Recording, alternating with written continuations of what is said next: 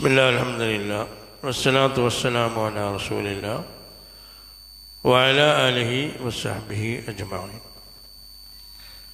മഹാനായ ഇമാം നവവി റഹ്മത്തുള്ളാഹിയുടെ 40 ഹദീസുകളിൽ നിന്ന് 30-ാമത്തെ ഹദീസാണ് നമ്മളിന്ന് ചർച്ച ചെയ്യുന്നത്. ഇതിൽ പറയുന്ന വിഷയം എന്താണെന്ന് വെച്ചാൽ ദീനിൻ്റെ ശരീഅത്തിൻ്റെ അതിർവരമ്പുകൾ മുറുകെ പിടിച്ച് നിൽക്കുക എന്നുള്ളതാണ്.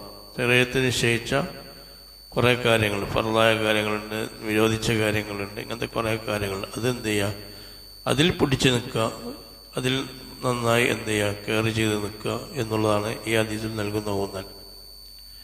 ഈ ഹദീസ് ഉദ്ധരിക്കുന്നത് അബീ സഅലബത്തുൽ ഖുശനി, അതായത് ജുർസൂം ബിൻ നാശിർ റളിയല്ലാഹു അൻഹു. അല്ലേ, തീരെ കേൾക്കാത്ത പരിചയമില്ലാത്ത ഒരു സഹാബിയാണ് അല്ലേ. സഅലബ കേട്ടിട്ടുണ്ട്. അബീ സഅലബ എന്നാണ് അവരുടെ പേര്. അബീ സഅലബ എന്ന് പറയുന്ന സഹാബി. സാധാരണ നമ്മൾ ഒരുവിധം ഹദീസ് പറയുമ്പോഴൊക്കെ ആ സഹാബികളൊക്കെ നമുക്ക് എന്ത് ചെയ്യുന്നുണ്ട്, ഏകദേശം ഒരു പ്രാവശ്യമെങ്കിലും കേട്ട് പരിചയമുണ്ട്. ഇങ്ങനത്തെ ഒരു സഹാബിയെ കേട്ട് കുറവായിരിക്കണം. ജുർസൂം ബിൻ നാശിർ അല്ലെങ്കിൽ അബീ സഅലബ. അബീ സഅലബ എന്നാണ് വിളിച്ചുള്ള പേര്. ജുർസൂം ബിൻ നാശിർ എന്നാണ് അവരുടെ ശരിക്കുള്ള പേര്. അബീ സഅലബ എന്നാണ് അവരെന്ത് ചെയ്തിരുന്നത്, അറിയപ്പെട്ടിരുന്നത്. അബീ സഅലബ എന്ന് അറിയപ്പെടാന്ന് പറഞ്ഞാൽ ചില ആളുകളെ പേരിൽ, വിളിപ്പേരിൽ അറിയപ്പെട്ട് യഥാർത്ഥ പേര് വിസ്മരിക്കപ്പെടും. അതിൽപ്പെട്ട ആളാണ് ഇവരൊക്കെ. അതെ, വിളിക്കണ പേര്, ആളുകൾ പേര് വിളിച്ച് എന്താണ് ഇപ്പം എൻ്റെ പേര് എനിക്കറിയില്ല, ഇങ്ങനെയാണ് വിളിക്കൽ, ഇങ്ങനെയാണ് പറയൽ, ഞങ്ങളൊക്കെ വിളിക്കൽ ഇങ്ങനെയാണെന്ന് പറഞ്ഞിട്ട് എന്ത് ചെയ്യും, യഥാർത്ഥ പേര് ചിലപ്പോൾ എന്താവില്ല, അറിയാതെ മറന്നു പോകുന്നവർ. ഇതിൽപ്പെട്ട അതേപോലത്തെ ആ തരത്തിൽപ്പെട്ട ഒരു സഹാബിയാണ് ഈ അബീ സഅലബ എന്ന് പറയുന്നത്. അവർ അദ്ദേഹത്തെ അബീ സഅലബ എന്നാണ് എല്ലാവരും വിളിച്ചിരുന്നത്. എന്താണ് പേര് എന്നുള്ള കാര്യത്തിലല്ല കുറേ ആളുകൾക്ക് കൺഫ്യൂഷൻ ഉണ്ടായിരുന്നു. 40ഓളം പേരുകൾ പറഞ്ഞു. ഞാൻ പറഞ്ഞില്ല, അബൂ ഹുറൈറക്ക് 25 പേരാണ് പറഞ്ഞിരുന്നത്. 25ഓളം പേരുകൾ, ഇതാണ് പേര്, ഇതാണ് പേര്, ഇതാണ് ഓരോരുത്തർ വാപ്പാർ വെച്ച പേരെ പറ്റി കൺഫ്യൂഷൻ പറഞ്ഞിരുന്നത്. അതേപോലെ അബീ സഅലബനെ കുറിച്ച് എന്താണ് പറയുന്നത്, 40ഓളം പേരുകൾ എന്തുണ്ട് സാധ്യത പറഞ്ഞിരുന്നതാണ്. അതിൽ പിന്നെയും കൂടുതൽ സാധ്യതയുള്ള പേരാണ് എന്ത്, ജുർസൂം ബിൻ നാശിർ. ജുർസൂം ബിൻ നാശിർ എന്നാണ് അവരുടെ പേര് എന്നാണ് അധികം ആളുകളും ഉറപ്പിക്കുന്നത്. എന്നാൽ 40ഓളം പേരുകൾ സാധ്യത എന്ത് ചെയ്തിട്ടുണ്ട്, പറഞ്ഞിട്ടുണ്ട്. അതെന്താ കാരണം, എന്താണ്, ഈ പേരിലാണ് ആളെന്ത് ചെയ്ത് അറിയപ്പെട്ടത്. അതുകൊണ്ട് പിന്നെ മറ്റേ പേരെല്ലാവരും മറന്നുപോയി. ഖുശനി എന്ന് പറയുന്നത് എന്താണ്, അവരുടെ ഗോത്രമാണ്. ഖുശനി ഗോത്രം എന്നാണ് അവരുടെ ഗോത്രത്തിൻ്റെ പേര്. അന്നറിയപ്പെട്ട ഒരു പിന്നെ പ്രസിദ്ധമായ ഗോത്രമാണ് ഖുശനി ഗോത്രം. നബി സല്ലല്ലാഹു അലൈഹി വസല്ലമയെ കൂടി ബൈഅത്തുർ റിദ്വാനിൽ, പിന്നെ ബൈഅത്തിൽ, പിന്നെ റിദ്വാനിൽ വെച്ചിട്ട് എന്ത് ചെയ്തു, നബി സല്ലല്ലാഹു അലൈഹി വസല്ലമയെ ബൈഅത്ത് ചെയ്ത വളരെ കുറഞ്ഞ സഹാബികളിൽപ്പെട്ടയാളാണ് അബീ സഅലബ. അത് കഴിഞ്ഞ് റസൂലുള്ളാഹി സ്വല്ലല്ലാഹു അലൈഹി വസല്ലം അവരെന്ത് ചെയ്ത് അവരുടെ ഗോത്രത്തിലേക്ക് പറഞ്ഞയച്ചു എന്നാണ്. എന്തിന്, ആ നാട്ടുകാരെ ഇസ്ലാം സ്വീകരിക്കാൻ വേണ്ടി നിന്നെ നിയോഗിച്ചു എന്ന് റസൂലുള്ളാഹി സ്വല്ലല്ലാഹു അലൈഹി വസല്ലം പറഞ്ഞു. നബിതങ്ങളുടെ ആ ദൗത്യം ഏറ്റെടുത്ത് അദ്ദേഹം നേരെ സ്വന്തം ഗോത്രത്തിൽ പോയി ആളുകൾക്കിടയിൽ ഇസ്ലാമിനെ കുറിച്ച് പരിചയപ്പെടുത്തി. അവർ ചോദിക്കും, അദ്ദേഹം മറുപടി പറയും. അങ്ങനെ ആ നാട് മുഴുവൻ അദ്ദേഹത്തിൻ്റെ ദൈവത്ത് കൊണ്ട് എന്ത് ചെയ്ത് ഇസ്ലാം സ്വീകരിച്ചു. ആ നാട് മുഴുവൻ ഇസ്ലാം സ്വീകരിച്ചു. അദ്ദേഹത്തിൻ്റെ ഗോത്രവും കബീലമായ ഏരിയ മുഴുവൻ എന്ത് ചെയ്ത് നബിതങ്ങൾ അദ്ദേഹത്തെ നിയമിച്ച കാരണം അദ്ദേഹം അവിടെ പോയിട്ട് എന്ത് ചെയ്തു, അത് പ്രബോധനം ചെയ്യും. അങ്ങനെ ഒന്നായിട്ട് ഈ ഒരൊറ്റ ഈ സഹാബിയുടെ പ്രയത്നം കൊണ്ട് ആ കബീല മുഴുവൻ എന്ത് ചെയ്തു, ഇസ്ലാം സ്വീകരിച്ചു. അങ്ങനെ ഒരു കബീലയെ മൊത്തത്തിൽ ഇസ്ലാമിലേക്ക് കൊണ്ടുവന്ന സഹാബികളിൽ അറിയപ്പെട്ട ആളാണ്. നല്ല ആബിദായിരുന്നു. അദ്ദേഹത്തിന് വലിയ ആഗ്രഹമായിരുന്നു നല്ല സമയത്ത് മരിക്കുക എന്നുള്ളത്. എപ്പോഴും എങ്ങനെയെങ്കിലും മരിക്കുന്ന, സാധാരണ പോലെ ഒരു അശ്രദ്ധമായ അവസ്ഥയിൽ മരിക്കണം എനിക്കിഷ്ടമില്ല എന്ന് അദ്ദേഹം എപ്പോഴും പറയും. അതുകൊണ്ട് മരണം തന്നെ അവർ എന്ത് ചെയ്യണം, നല്ലൊരവസ്ഥയാകണം എന്ന് എപ്പോഴും സുഹൃത്തുക്കളോടൊക്കെ അദ്ദേഹം പറയുമായിരുന്നു. അതിനുവേണ്ടി ദുആ ചെയ്യുമായിരുന്നു. അങ്ങനെ ഒരു ദിവസം നിസ്കാരത്തിൽ, രാത്രി തഹജ്ജുദ് നിസ്കരിക്കുമ്പോൾ നിസ്കാരത്തിൽ സുജൂദിലാണ് അവരെന്ത് ചെയ്തത്, മരണപ്പെട്ടു. അങ്ങനെ അദ്ദേഹം മഹാനവറുകൾ സുജൂദിൽ മരണപ്പെട്ടപ്പോൾ മകൾ ആ സമയത്ത് വീട്ടിലുണ്ടായിരുന്നു. വീട്ടിൽ മകൾ കിടന്നുറങ്ങായിരുന്നു. ഉറങ്ങുന്ന സമയം രാത്രി സമയമാണല്ലോ. അപ്പോൾ മകൾ സ്വപ്നം കാണുകയാണെന്നാണ്. വാപ്പ നിസ്കരിച്ചുകൊണ്ടിരിക്കുന്നു, സുജൂദിലേക്ക് പോകുന്നു, സുജൂദിൽ വെച്ച് മരണപ്പെടുന്നു. അങ്ങനെ മകൾ നെട്ടി എണീറ്റപ്പോൾ നോക്കിയപ്പോൾ വാപ്പാനെ തിരഞ്ഞെടുത്തപ്പോൾ വാപ്പ ഇവിടെ കിടക്കണേ, സുജൂദിൽ കിടക്കുകയാണ്. അപ്പോൾ വാപ്പാനെ ആ വേജാറിൽ പോയി തട്ടി നോക്കിയപ്പോൾ അനക്കല്ല, തൊട്ടപ്പോൾ ചെരിഞ്ഞ് വീണ്. അപ്പോൾ അതേ സംഭവം ചെയ്തിട്ടില്ല, ലൈവായി ഇവിടെ എന്ത് ചെയ്യണേ സംഭവിച്ചിട്ടുണ്ട്. അങ്ങനെ മഹാനവറുകൾ സുജൂദിൽ എന്ത് ചെയ്തു, മരണപ്പെട്ടു എന്നുള്ളതാണ്. അവരുടെ ആഗ്രഹവും ആ പ്രഖ്യാപനവും ഒരേപോലെയായി എന്നുള്ളതാണ്. അപ്പോൾ അത്രയും അള്ളാഹുമായിട്ടുള്ള ഇഷ്കവും സ്നേഹവും ആ ആത്മവിശ്വാസമുള്ള സഹാബിയാണ്. അള്ളാഹു തആല നമ്മളൊക്കെ ഈമാൻ സലാമത്താക്കി തരട്ടെ. അൻ റസൂലില്ലാഹി സ്വല്ലല്ലാഹു അലൈഹി വസല്ലം, നബി സല്ലല്ലാഹു അലൈഹി വസല്ലമയെ തൊട്ടുള്ള മഹാനവർ ഉദ്ധരിക്കുന്ന ഹദീസാണ്.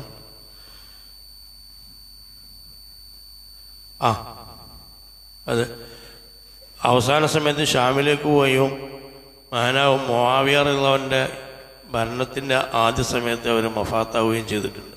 ഷാമിലാണ് അവർ പോയിട്ടുള്ളത്. ഷാമിൽ വെച്ചിട്ടാണ് മരണപ്പെട്ടത്. ഷാമിലാണ് അവരെ ഖബറുള്ളത്. ആ സമയത്താണ് അവർ മരണപ്പെട്ടിട്ടുള്ളത്. അപ്പോൾ ഇന്നല്ലാഹ ഫറള, ഹദീസ് പറയാണ്, ഇന്നല്ലാഹ ഫറള ഫറാഇള ഫലാ തുളയ്യിഉഹ. തീർച്ചയായിട്ടും അല്ലാഹു തആല ഫറളാക്കിയിട്ടുണ്ട്. ഫറളാക്കാരനാണ് എന്താണ്? ഫറളാണ് അറിയില്ല നമ്മൾ, അതിനാണ് ഫറള് പറഞ്ഞാൽ എന്താ? നിർബന്ധമാക്കിയിട്ടുണ്ട് എന്ന് പറഞ്ഞാൽ അതുകൊണ്ട് ചെയ്യൽ, അമൽ ചെയ്യൽ എന്താണ്? നിർബന്ധമാണ്. അങ്ങനത്തെ കുറേ ഫറളുകൾ, ഫറാഇള, കുറേ ഫറളുകൾ അല്ലാഹു തആല എന്ത് ചെയ്യുന്നുണ്ട്? കുറേ നിർബന്ധമായ കാര്യങ്ങൾ ചെയ്യേണ്ടത് അതിന് അല്ലാഹു തആല നിർബന്ധമാക്കിയതാണ്. ഫലാ തുളയ്യിഉഹ. അതുകൊണ്ട് ഞങ്ങൾ അതിനെ പാഴാക്കാൻ പാടില്ല. ഇത് റസൂലുള്ളാഹി സ്വല്ലല്ലാഹു അലൈഹി വസല്ലം പറഞ്ഞതാണ്. അല്ലാഹു തആല കുറച്ച് കാര്യങ്ങൾ അല്ലാഹു തആല എന്താക്കിയിട്ടുണ്ട്? ഫർളാക്കിയിട്ടുണ്ട്. അങ്ങനത്തെ കുറേ ഫർളുകളുണ്ട്. നബി സല്ലല്ലാഹു അലൈഹി വസല്ലം നിർദ്ദേശമാണ്, ഫലാ തുളയ്യിഉഹ. ആ ഫർളുകൾ എന്താ ചെയ്യാൻ പാടില്ല? പാഴാക്കാൻ പാടില്ല, അതിനെ ഇല്ലാതാക്കാൻ പാടില്ല. എങ്ങനെയാണ് പാഴാക്കുക? ഫർളിനങ്ങൾ എന്ത് ചെയ്യാൻ പാടില്ല? പാഴാക്കരുത് പറഞ്ഞാൽ ഒന്നിക്കുക ഫർളിനങ്ങൾ ഉപേക്ഷിക്കാൻ പാടും. ഇപ്പോൾ നോമ്പ് ഫർളാണ്, നിസ്കാരം ഫർളാണ്, സക്കാത്ത് ചിലർക്ക് ഫർളാണ്, ഹജ്ജ് ഫർളാണ്. ഇങ്ങനത്തെ കുറേ കാര്യങ്ങളുണ്ട്. അത് നിങ്ങൾ എന്ത് ചെയ്യാൻ പാടില്ല? അത് നിങ്ങൾ പാഴാക്കരുത്, വേസ്റ്റാക്കരുത്, ഉപേക്ഷിക്കരുത്. പാഴാക്കാറില്ല, ഒന്നിരിക്കുന്നത് ഉപേക്ഷിക്കുക. രണ്ട് നിലക്കാണ് ഫർളുകളെ നമ്മൾ പാഴാക്കുക. മുഫസ്സിരീങ്ങൾ പറഞ്ഞ രണ്ട് നിലക്കാണ് നമ്മൾ ഫർളുകളെ പാഴാക്കുക. ഒന്ന് ഇതിനെ ഉപേക്ഷിക്കുക, രണ്ട് അതിൻ്റെ സമയം, അതിനെ നിസ്സാരമാക്കുക. നിസ്സാരമാക്കുക എന്ന് പറഞ്ഞു കഴിഞ്ഞാൽ എന്താണ്? അതിൻ്റെ സമയം ബന്ധിക്കുക. ഇത് രണ്ടും പാഴാക്കലാണ്. ഒന്ന് അതിനെ ഉപേക്ഷിക്കുക, രണ്ട് അതിനെ നിസ്സാരമാക്കുക. നിസ്സാരമാക്കലും എന്താണ്? പാഴാക്കലാണ്. ഇപ്പം നിസ്സാരമാക്കൽ പാഴാക്കലാന്ന് പറഞ്ഞാൽ നിസ്സാരമാക്കൽ എങ്ങനെയാണ്? അതിനെ നിസ്സാരമാക്കൽ എന്താണ്? അതിൻ്റെ സമയം ബന്ധിക്കുക. ഇപ്പം നിസ്കാരമാണെങ്കിൽ എന്ത് ചെയ്യുക? അതിനെ പാഴാക്കലും ഒന്നിക്കുക, അത് ഉപേക്ഷിക്കലാണ്. നമ്മൾ എന്തായാലും ഉപേക്ഷിക്കൂല, കാരണം നമ്മളൊക്കെ ആ കഴിച്ചത് അധികം ആളുകളും പോകുന്നുള്ള. പക്ഷെ നിസ്സാരമാക്കാൻ ചിലവരൊക്കെ ചാൻസ് ഉണ്ട്. നിസ്സാരമാക്കാൻ അതിൻ്റെ സമയം എന്ത് ചെയ്യുക? വെറുതെ കാരണമില്ല എന്ത് ചെയ്യുക? സമയം ഇങ്ങനെ പിന്തിക്കുക. അത് നോമ്പാകാം, നിസ്കാരമാകാം, ഹജ്ജ് നമുക്ക് നിർബന്ധമായിട്ടുണ്ടാവും. എല്ലാ സാഹചര്യം നമുക്ക് ഉണ്ടാവും, പണം ഉണ്ടാവും, അത് ചെയ്യാതിരിക്കുക. അല്ലെങ്കിൽ അതിൻ്റെ സമയം എന്ത് ചെയ്യുക? എല്ലാ സാഹചര്യം അനുകൂലമായിട്ട് എന്ത് ചെയ്യുക? അത് പാഴാക്കാൻ പാടില്ല. സക്കാത്ത് കൊടുക്കാനുണ്ടെങ്കിൽ എന്ത് ചെയ്യണം? അത് കൊടുക്കാതിരിക്കുക, അല്ലെങ്കിൽ പാഴാക്കാതിരിക്കുക. അപ്പം ഇതാണ് സമയം തെറ്റിക്കാതിരിക്കുക. ഇതാണ് ആ വിഷയത്തിൽ നമ്മൾ എന്ത് ചെയ്യുക? പാഴാക്കുക എന്നതിൻ്റെ. അപ്പോൾ ഒന്നിക്ക് ഉപേക്ഷിക്കുക, അല്ലെങ്കിൽ നിസ്സാരമാക്കുക. നിസ്സാരക്കാരൻ അതിൻ്റെ സമയം പിന്തിക്കുക. അപ്പോൾ അല്ലാഹു തആല ചില ഫർളുകളെ നമുക്ക് ഫർളാക്കിയിട്ടുണ്ട്. ഫലാ തുളയ്യിഉഹ. അതിനെ നിങ്ങൾ എന്ത് ചെയ്യാൻ പാടില്ല? നിങ്ങൾ പാഴാക്കാൻ പാടില്ല. വഹദ്ദ ഹുദൂദൻ. ചില പരിധികൾ അല്ലാഹു തആല നിശ്ചയിക്കുകയും ചെയ്തിട്ടുണ്ട്. പല അർത്ഥമുണ്ട് അതിൽ. ഫലാ തഅതദൂഹ. അത് നിങ്ങൾ ആ പരിധി നിങ്ങൾ വിട്ടുകിടക്കാൻ പാടില്ല. അപ്പം നേരത്തെ പറഞ്ഞതും ഇത് നേരത്തെ പറഞ്ഞ നിസ്കാരം ഫർളാക്കി, അത് നിർബന്ധമാക്കിയതാണ്. അപ്പം അത് വിട്ടുകിടക്കരുത്, അത് പാഴാക്കരുത് എന്ന് പറയുമ്പോൾ ഇവിടെയും ഹദ് എന്നുള്ള അതേ അർത്ഥത്തിൽ വരുമ്പോൾ രണ്ടും ആവർത്തനമാവും. അതുകൊണ്ട് തന്നെ അധിക ഹദീസ് പണ്ഡിതന്മാരും ഇതിന് വേറെ അർത്ഥം വെച്ചിട്ടുള്ളത്. ഹദ് എന്ന് പറഞ്ഞാൽ എന്താണ് ശരിക്കും? ഹദ് പറഞ്ഞാൽ ശരിക്കും എന്താ? അതിർവരമ്പ് എന്നാണ് ഭാഷയിൽ. ശരീഅത്തിൽ ഹദ് പറഞ്ഞാൽ എന്താ? ഹദ് അടിക്കാറില്ലേ? ഹദ് പറഞ്ഞാൽ എന്താ? ശിക്ഷാ നടപടികളാണ് അല്ലേ. അപ്പോൾ ആ അർത്ഥത്തിനും ആകാം എന്നുള്ളത്. കാരണം അള്ളാഹു തആല അതിർവരമ്പുകൾ വെച്ചിട്ടുണ്ട് പറഞ്ഞാൽ അള്ളാഹു തആല ഫർദ് വെച്ചിട്ടുണ്ട് എന്ന് പറഞ്ഞാൽ രണ്ടും ഏകദേശം എന്താണ് പിന്നെയും ആവർത്തനം പോലെ ആവാതിരിക്കാൻ ചില മുഫസ്സിരീങ്ങൾ അധികം മുഫസ്സിരീങ്ങളും പിന്നെ ഹദീസ് വ്യാഖ്യാതകൾ, ഞാൻ മുഫസ്സിരീങ്ങൾ ഉദ്ദേശിക്കുന്ന ഹദീസ് വ്യാഖ്യാതകളൊക്കെ പറയുന്നത് അവിടെ ശിക്ഷാ നടപടികൾ തന്നെയാണ്. ചില ഹദ്ദുകൾ അള്ളാഹു തആല വെച്ചിട്ടുണ്ട്. ആ ഹദ്ദുകൾ എന്ത് ചെയ്യാൻ പാടില്ല, ഞങ്ങൾ അതിൻ്റെ പരിധി വിട്ടിട്ട് ഹദ് ചെയ്യാൻ പാടില്ല. ശിക്ഷാ നടപടികൾ അള്ളാഹു തആല ഓരോന്നിനും ശരീഅത്തിലൊരു ശിക്ഷയുണ്ട്. ആ ശിക്ഷൻ്റെ അപ്പുറം വേറെ ശിക്ഷ എക്സ്ട്രാ നമ്മൾ കൊടുക്കാൻ പാടില്ല എന്നുള്ളതാണ്. അങ്ങനെയാണെങ്കിൽ ഇസ്ലാമിക ഭരണവുമായി ബന്ധപ്പെട്ടതാണ്. എന്നാൽ നബി സല്ലല്ലാഹു അലൈഹി വസല്ലം ഇപ്പോൾ കള്ളുകുടി ഒരു ഉദാഹരണം, അതിന് ശിക്ഷാ നടപടികൾ റസൂലുള്ളാഹിന്റെ കാലത്ത് ഉണ്ടായിട്ടുണ്ട്. നബി സല്ലല്ലാഹു അലൈഹി വസല്ലം കാലത്ത് മദ്യം നിരോധിച്ചിട്ട് പിന്നീട് മദ്യത്തിലേക്ക് പോയ ആളുകളെ നിബിധങ്ങൾ ശിക്ഷിച്ചിട്ടുണ്ട്. അതുപോലെ തന്നെ അബൂബക്കർ സിദ്ദീഖ് ശിക്ഷിച്ചിട്ടുണ്ട്. അവരൊക്കെ മദ്യപാനികൾ കൊടുത്തുന്ന ശിക്ഷാ നടപടി എത്രയും അറിയോ? 40 അടിയായിരുന്നു. ഉമർ ഖത്താബ് തൻ്റെ കാലത്ത് മദ്യപാനിയെ കൊടുന്ന് ഉമർ ഖത്താബ് അള്ളാഹു എന്ത് ചെയ്ത് മദ്യപാനിയെ അടിച്ചു. എത്ര അടിയാന്ന് പറഞ്ഞു? 80 അടി. ഡബിളാക്കി ആര്? ഉമർ ഖത്താബ് അള്ളാഹു. അപ്പം എന്താണ് ഒന്നും കൂടി സാധ്യത കൂടിയിരിക്കണ് എന്നാണ് അവർ പറഞ്ഞത്. അപ്പം ഒന്നും കൂടി എന്ത് ചെയ്യണം, ആ വിഷയം കർശനമാക്കണം എന്ന നിലക്ക് ആളുകൾ വീണ്ടും പിന്നെ അതിന് മുമ്പത്തെ പോലെ സഹാബികളും സിദ്ദീഖുള്ളാഹിന്റെ കാലത്തെ പോലെ കുറച്ചും കൂടി ആളുകൾ മദ്യപാനത്തിലേക്ക് പോകാൻ തുടങ്ങിയിട്ടുണ്ട് എന്ന് തോന്നിയത് കൊണ്ട് ഉമർദാൻ എന്ത് ചെയ്ത് അതിൻ്റെ ശിക്ഷ എന്താക്കി, ഡബിളാക്കി.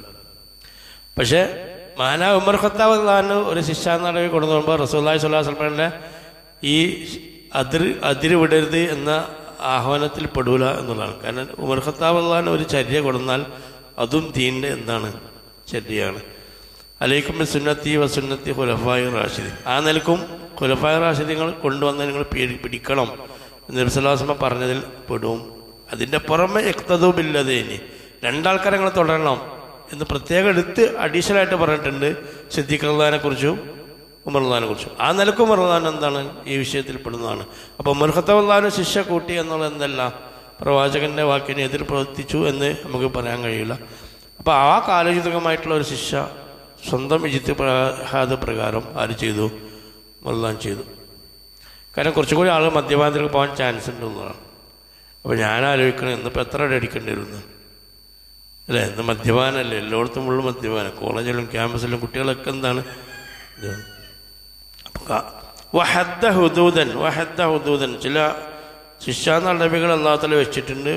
ഫലാ തഅതദൂഹ, നിങ്ങൾ എന്ത് ചെയ്യാൻ പാടില്ല, അത് നിങ്ങളെന്ത് ചെയ്ത് അത് പരിധി വിടരുത്. പിന്നെന്താ വഹറമ അഷ്യാ, അല്ലാഹു തആല എന്ത് ചെയ്തിട്ടുണ്ട്, ചില കാര്യങ്ങളെ അല്ലാഹു തആല ഹറാമാക്കിയിട്ടുണ്ട്. ഫലാ തൻതഹിഖുഹ, നിങ്ങൾ എന്ത് ചെയ്യാൻ പാടില്ല, അതിനെക്കുറിച്ച് നിങ്ങൾ എന്ത് ചെയ്യാൻ പാടില്ല, അതിലേക്ക് നിങ്ങൾ അടുക്കരുത് എന്നാണ്. അല്ലെങ്കിൽ അത് നിങ്ങൾ ഹറാമായ കാര്യങ്ങൾ നിങ്ങൾ ചെയ്യരുത് എന്നാണ്. വലാ തഖറബൂഹ എന്ന ചില മുഫസ്സിരീങ്ങൾ അതിനർത്ഥം വെച്ചിട്ടുണ്ട്. അല്ലാഹു ചില കാര്യങ്ങൾ ഹറാമാക്കിയിട്ടുണ്ട്. ആ ഹറാമായ കാര്യത്തിലേക്ക് നിങ്ങൾ നോക്കണം. വലാ തൻതഹിഖുഹ എന്നാ പറയുന്നത്.